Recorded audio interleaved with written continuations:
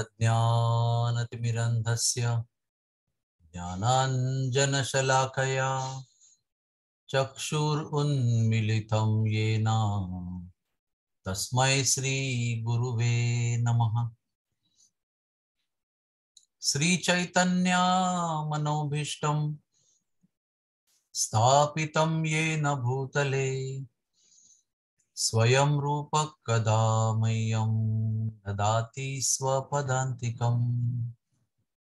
श्रीकृष्ण चैतन्य प्रभु नित्यानंद श्री अद्वैत गदाधर श्रीवासदि गौर भक्त वृंद। हरे कृष्णा कृष्णा कृष्णा हरे हरे, हरे Ram Ram Ram Hare Hare. So yesterday we spoke about unconscious ignorance, conscious ignorance, and conscious awareness. Today we will speak about unconscious awareness. Before that, we will elaborate on conscious ignorance. Conscious ignorance means we are chanting Hare Krishna. We are aware that we are chanting, but we are thinking something else. That is called conscious ignorance, which means we are supposed to focus on the holy name of the Lord, on the personality of Sri Krishna while chanting Hare Krishna. But our mind slips from one object to another object and we go completely get distracted. So it's an effort, lifelong effort to focus our mind at least during chanting Hare Krishna, at least during hearing the Katha of Krishna, at least during serving Krishna. So let us all decide and vow that we will try to be aware of Krishna while we are chanting Hare Krishna. That means conscious ignorance we want to convert into conscious awareness. Consciously we want to make effort to remember Krishna, to feel Krishna, to be conscious of Krishna, to relate to him. And then when we become very expert in chanting Hare Krishna and keeping our mind focused on Krishna, then a stage will come, I can assure you, that we will be unconsciously aware of Krishna. And it's a beautiful situation, beautiful state of consciousness, where you will be aware of Lord Krishna's presence with you throughout the day. All throughout the day, you will remember Krishna. That is unconscious awareness. I'll give an example to you of unconscious awareness. It is when a lady delivers a baby, how she is consciously and unconsciously aware of the baby.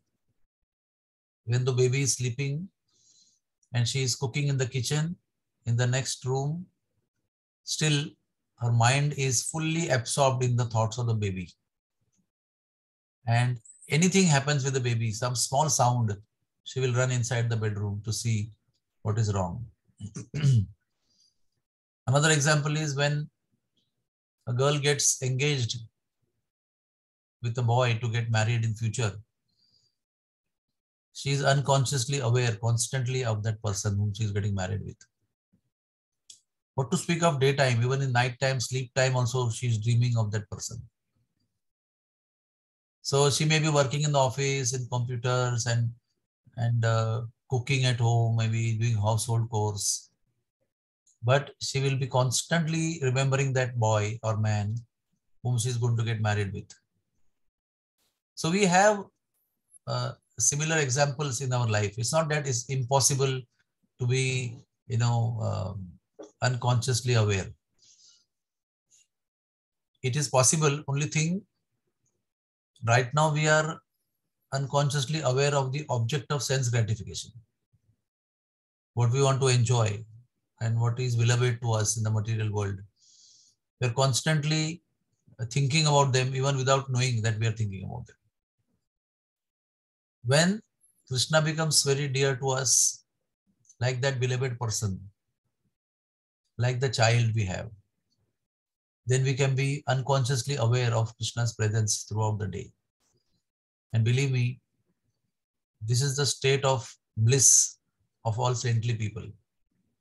Whatever we read in scriptures, all the saintly people are in this situation of constantly, unconsciously aware of Krishna. At times, they may speak about Krishna and may be consciously aware of Krishna. But even if they are not speaking about Krishna or not actually talking or chanting Hare Krishna, still the background situation is such that constant remembrance of the Lord is going on. And not only remembrance, but awareness of He being present with all of us. And to experience this most precious gift and most precious experience, Anubhuti, this human life is given. In no other life, this facility of achieving unconscious awareness of the Lord is provided. This human life is bestowed with that benediction. So why not we avail that facility and be blissful constantly that my Lord is with us. And I will always relish this awareness. I will always relish and enjoy His company. I will always do things which are favorable while I am with Him. So this is a very wonderful thing. It's a very beautiful, wonderful, blissful experience that all of us can relish in this lifetime. Why not work for that? Why not try our best to remember that Sri Krishna is always with us? And for that, we chant Hare Krishna. Try to become consciously aware by chanting Hare Krishna, and then behave and act in such a way that we become unconsciously aware of the Lord whole the day and night and throughout our life. And that is called Jivan Mukta stage. In that stage, whether we are in this material world or gone back to spiritual world, it doesn't make any difference because we have achieved the level of consciousness of the spiritual world. So even the body is in the material world doesn't make any difference. You are still in the spiritual world. So in essence, human life is an opportunity to be in the spiritual world while being in the material world. Hare Krishna, Hare Krishna, Krishna Krishna, Hare Hare, Hare Ram, Ram Ram, Hare Hare. Is there any question?